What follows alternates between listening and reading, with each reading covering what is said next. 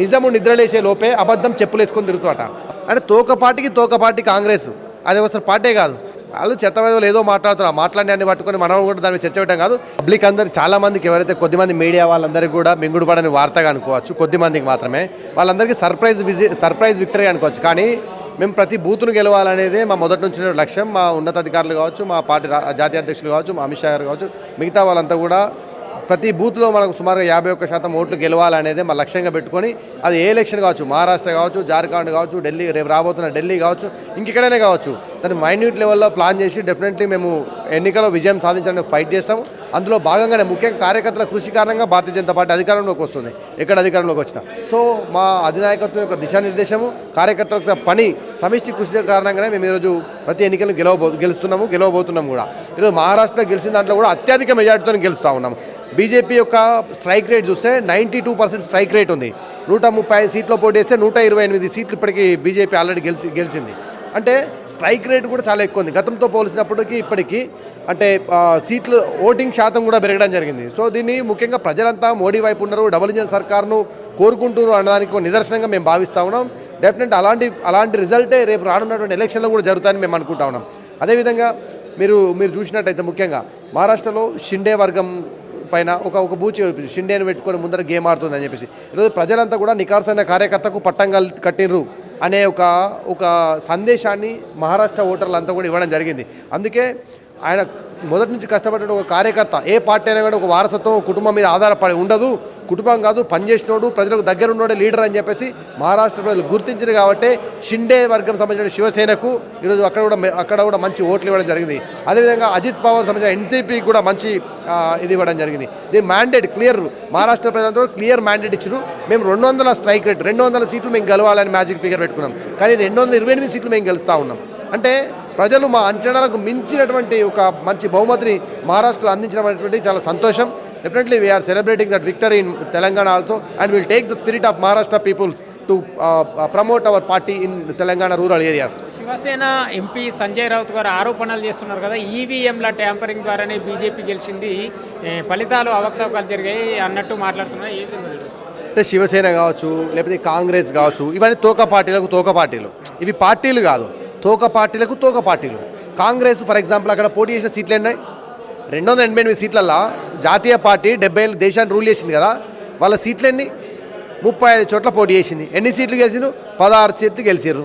అంటే తోక పార్టీ కాంగ్రెస్ అది ఒకసారి పార్టీ కాదు. శివసేన తోక, దానికి అలయన్స్గా పోయిండు. అంటే వీళ్ళ మైండ్ సెట్స్ అట్లా ఉంటాయి. ఇప్పుడు మొన్న మరి అట్లా కూడా హిమాచల్లో గెలిచినప్పుడు, తెలంగాణలో గెలిచినప్పుడు ఈవీఎంలు పనిచేసినాయా? కర్ణాటకలో గెలిచినప్పుడు ఈవీఎంలు పనిచేసినా? వాళ్ళు చెత్తవేదలు ఏదో మాట్లాడుతారు. ఆ మాట్లాడినాన్ని పట్టుకొని మనం కూడా దాన్ని చర్చ పెట్టడం కాదు. ఈవీఎం అనేటువంటి ట్యాంపరింగ్ కాదు అని చాలా క్లియర్ పిక్చర్గా ఉన్నది. అది ఎలక్షన్ కమిషన్ కూడా ఇచ్చింది. దీనిపైన మాట్లాడితే సుప్రీంకోర్టు ఆఫ్ ఇండియా కూడా దాని మీద ఆల్రెడీ ఒక కమిటీ వేసి దాన్ని ఎంక్వైరీ చేసి ఆ తర్వాత ఇచ్చింది. ఎలక్షన్ కమిషన్ కాన్స్టిట్యూషనల్ బాడీ, నువ్వు దాన్ని పిచ్చిగా మాట్లాడితే లోపలేస్తారు. మరి వాని ఇష్టం. ఇక ప్రియాంక గాంధీ గెలుపుని ఏ విధంగా చూడొచ్చు? దాదాపు 4 లక్షల ఆధిక్యంతో గెలిచింది. అక్కడ బీజేపీ పార్టీ 3వ స్థానంలో ఉంది, సిపిఐ పార్టీ 2వ స్థానంలో ఉంది. ఈ గెలుపుని ఏ విధంగా చూడొచ్చు? దేశం మొత్తంలో కూడా ఈ సిపిఐతో పొత్తు పెట్టుకుని కాంగ్రెస్ ఊరవుతుంది. కేవలం కేరళ వచ్చేసరికి మాత్రం కాంగ్రెస్ సిపిఐ ఇద్దరు మేము వేరని చెప్పి పోరాటం చేస్తూ ఉంటారు. అంటే అవసరం కోసం అలయన్స్ పెట్టుకోవడం, అవకాశవాద అలయన్స్ పెట్టుకోవడం కాంగ్రెస్కి అలవాటే. అట్నే కమ్యూనిస్టులకు అయితే ఎలాంటి సిగ్గు ఎగ్గు లేకుంటున్నారు, వాళ్ళు మాట్లాడుకోవడం కూడా వేస్టే. అయితే అక్కడ ఉన్నట్టు చూస్తే ఈరోజు వయనాడ్ అనేటువంటి ఒక ప్లేసు రేపు ఈరోజు మనం ఎట్లయితే మణిపూర్లో ఎన్ని ఆందోళన జరుగుతున్నాయో, ఎంతమంది మనం ఇబ్బంది పడుతున్నారో, మణిపూర్తో ఒకటే కాదు రేపు జరగనున్నటువంటి అనేకమైనటువంటి ఈ దేశంలో డిస్ట్రక్టివ్ పాలిటిక్స్కు అడ్డాగా నెక్స్ట్ కేరళ మారబోతుంది. మనం అనేకమైన జెనోసైడ్స్ కాశ్మీర్లో జరిగినాయి అన్నాం.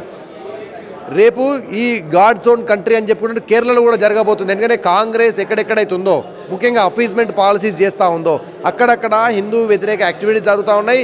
హిందూ గుళ్ళ పైన దాడులు జరగడం కావచ్చు, అదేవిధంగా హిందువులకు రక్షణ లేనటువంటి పరిస్థితి అనేకమైన చోట్ల ఉంది. అక్కడ ఉన్నటువంటి అనేక మంది కేరళలో వయనాడు కావచ్చు, ఆ చుట్టుపక్కల మలబార్ రీజియన్ ఉన్నటువంటి అనేక మంది హిందువులు ఈరోజు అనేకమైన సమస్యలు ఫేస్ చేస్తూ ఉన్నారు. ముఖ్యంగా కన్వర్షన్స్ కావచ్చు, క్రిస్టియన్ కన్వర్షన్స్ కావచ్చు, ముస్లిం కన్వర్షన్స్ కావచ్చు, ఇవన్నీ కూడా జరుగుతున్నాయి. దీన్ని ఎంకరేజ్ చేస్తుంది ఎవరంటే కాంగ్రెస్ ప్రభుత్వం అని చెప్పి మేము భావిస్తూ ఉన్నాం. ఇక్కడ తెలంగాణ రాష్ట్ర ముఖ్యమంత్రి రేవంత్ రెడ్డి గారు ప్రచారంలో పాల్గొన్న ఆ స్థానాలలో కాంగ్రెస్ పార్టీ ఓడిపోవడం జరిగింది. ఇక్కడ బీజేపీకి మద్దతుగా ప్రచారంలో పాల్గొన్న పవన్ కళ్యాణ్ ప్రచారంలో పాల్గొన్న స్థానాలలో గెలిచే దిశగా ఉన్నాయి కదా, ఎట్లా చూడవచ్చు దీన్ని? సో ముఖ్యంగా రేవంత్ రెడ్డి అనే వ్యక్తి ఇప్పుడు ఈయనే ఓడిపోయిండు. అధికారంలోకి వచ్చినటువంటి 11 నెలలనే ఈ తెలంగాణ ప్రజలు నరకయాతన అనుభవిస్తూ ఉన్నారు. ఈ తెలంగాణ రాష్ట్రాన్ని మొత్తం డిస్ట్రాక్ట్ చేసి పాడేశారు. కాంగ్రెస్ నుంచి వాళ్ళ రాహుల్ గాంధీ కావచ్చు, నాకు తెలిసి ఇప్పుడు వాళ్ళ అమ్మమ్మ బతుకున్నా నానమ్మ బతుకున్నా కానీ కాంగ్రెస్ను బతికించేటువంటి పరిస్థితి లేదు. ఎందుకంటే ప్రజల యొక్క మన్నలను, ప్రజల యొక్క విశ్వాసాన్ని కోల్పోయిన పార్టీ కాంగ్రెస్ పార్టీ. దాంట్లో రేవంత్ రెడ్డి ఉండని, ఇంకొకరు ఉండని. రేవంత్ రెడ్డి అలాంటి పోయి అక్కడ మహారాష్ట్ర ప్రచారం చేస్తే ఈరోజు డిపార్ట్ రాలే 3 క్యాండిడేట్లకు. ఎందుకు అంటే ఈయన మాటలు ఏవో నమ్మలే. రేవంత్ రెడ్డి కంటే ఎక్కువగా తెలంగాణలో ఉన్నటువంటి నిరుద్యోగులు ప్రచారం చేశారు. మీకు తెలుసా, ఇది మీడియాలో అందరికీ తెలుసు.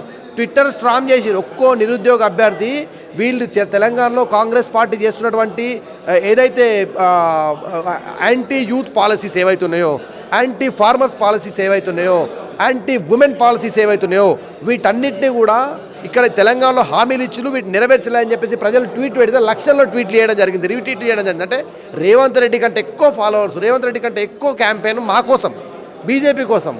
ఇక్కడ అనేక మంది నిరుద్యోగులు, రైతులు, మహిళలు చేశారు క్యాంపెయిన్.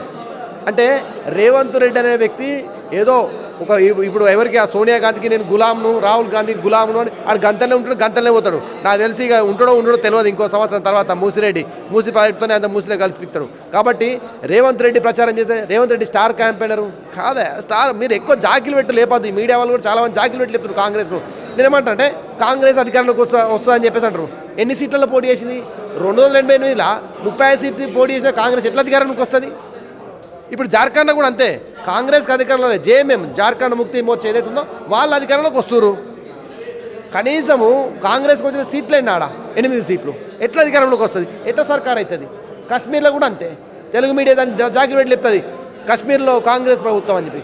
ఎన్ని వచ్చినాయి? 6 సీట్లు. 6 సీట్లు గెలిచినటువంటి కాంగ్రెస్ ఎట్లా అధికారంలోకి వస్తుంది? అంటే నేనేమంటే కాంగ్రెస్ పార్టీ దేశంలో తుడిచిపెట్టుకపోయింది. 70 ఏళ్ళు పాలించిన పార్టీ ఈరోజు కుటుంబ పాలన కారణంగా, అదేవిధంగా హిందూ వ్యతిరేకత కారణంగా ఈ భారతీయుల యొక్క విశ్వాసాన్ని కోల్పోయిన పార్టీ ఇటలీ పార్టీగా మిగిలబోతుంది. రేపు రానున్న ఎలక్షన్ నాకు తెలిసైతే ఇంకొక రెండు ఎలక్షన్స్ 3 ఎలక్షన్స్ తర్వాత కాంగ్రెస్ పార్టీ యొక్క జాతీయ పార్టీ గుర్తింపును కూడా బహుశా ఎన్నికల సంఘం రద్దు చేస్తేమో ఒక పరిస్థితి రాబోతుంది నాకు అనిపిస్తా ఉంది. ఈ ఫలితాల ప్రభావం తెలంగాణలో ఉండబోతుందా? బండి సంజయ్ గారు అయితే ఈ ఫలితాల ప్రభావం తెలంగాణలో కూడా ఉండబోతుందని మాట్లాడుతున్నారు. ఎట్లా ఉండబోతుంది ముందు ఇక్కడ తెలంగాణలో? భారత్ యొక్క ఫైనాన్షియల్ క్యాపిటల్ మహారాష్ట్ర కాబట్టి డెఫినెట్లీ ఈ ఫలితాలు అన్ని చోట్ల ఉంటాయి. మీకు తెలుసు కదా, మహారాష్ట్ర యొక్క జీడిపి కూడా 18%, అత్యంత జీడిపి. మహారాష్ట్ర రేపు రానున్నటువంటి రోజుల్లో కీ రోల్ ప్లే చేయబోతుంది. ఈరోజు అక్కడ ప్రజలు ఇచ్చినటువంటి ఒక మ్యాండేట్ ఏదైతే ఉందో, మొన్న ఎంపీ ఎలక్షన్స్కి ఇప్పటికీ ఏదైతే జరిగిన ఫ్యూ మంత్స్ గ్యాప్లోనే మహారాష్ట్ర ప్రజలు బీజేపీ పార్టీని ఇంత పెద్ద ఎత్తున స్వాగతం పలికారు. మేము ఏమంటున్నాం అంటే మా లోపల మా భారతీయ జనతా పార్టీలో ప్రతి కార్యకర్త కావచ్చు, ఎక్కడెక్కడైతే మా మిస్టేక్ అవుతుందో మేము డెఫినెట్లీ మా డిఫీట్ను యాక్సెప్ట్ చేస్తాం. మళ్ళీ మేము ఆ ఎనర్జీతో మేము ఫైట్ చేస్తాం. మేము యాక్సెప్ట్ చేస్తాం మా ఎక్కడెక్కడ ప్రాబ్లమ్స్ ఉన్నాయి, ఎందుకు ప్రజలు ఈ వర్గం మనకు ఎందుకు దూరం అయ్యారు అనే విషయం మేము అనలైజ్ చేసుకున్నాము. వాళ్ళకి అనుకూలంగా మేము చేయాల్సినటువంటి పనులు చేసినాము. కాబట్టి ఈరోజు మమ్మల్ని ఎన్నుకున్నారు ప్రజలు ఒక మంచి మెజార్టీతో వచ్చాను. డెఫినెట్లీ మహారాష్ట్రలో వచ్చినటువంటి సునామీ ఏదైతే ఉందో రేపు తెలంగాణలో లోకల్ బాడీ నుంచి మొదలు కాబోతుంది. తెలంగాణలో ఎవరిని పోయి అడిగినప్పటికీ కూడా కాంగ్రెస్ పార్టీ గెలుస్తుందా, బీజేపీ గెలుస్తుందా, టీఆర్ఎస్ గెలుస్తుందా, వాళ్ళు ఒకటే చెప్తారు టీఆర్ఎస్ ముంచిపోయింది, కాంగ్రెస్ ముంచుతుంది, బీజేపీ మాత్రమే వాళ్ళని గట్టుకు చేస్తుంది అని చెప్పేసి ప్రజలు విశ్వసిస్తున్నారు. డెఫినెట్లీ మేము చేయబోతాను. ఒక విషయం నేను చెప్పగలుగుతాను, నిజము నిద్రలేసే లోపే అబద్ధం చెప్పులేసుకొని తిరుగుతాట. అదే పరిస్థితి తెలంగాణలో జరిగింది. లేకపోతే తెలంగాణలో మా సర్కారు ఉండేది, ఇవాళ భారతీయ జనతా పార్టీ సర్కారు ఉండేది. కాంగ్రెస్ మార్పు కావాలి, కాంగ్రెస్ రావాలని ఫేక్ ప్రాపగాండా చేసి తర్వాత ఇక్కడ నుంచి ఎస్సీ రిజర్వేషన్స్ అని చెప్పేసి ఒకటి ఫేక్ ప్రాపగాండా తయారు చేసి దొంగచాటున గెలిచినటువంటి దొంగలు వీళ్ళు. కాబట్టి ఈ ప్రభుత్వం ఎక్కువ రోజులు ఉండదు, ప్రజలు నిజాలు తెలుసుకుంటారు. ఆ నిజం తినడం కాస్త ఆలస్యమైనప్పటికీ కూడా ఒకసారి తెలిసిన నిజం వాళ్ళ జీవితాంతం మర్చిపోరని దాని నిదర్శనమే 3 సార్లు మోడీ సర్కార్ ఈ దేశంలో రావడం అని మేము మీ మీడియా ముఖంగా తెలియజేస్తాం.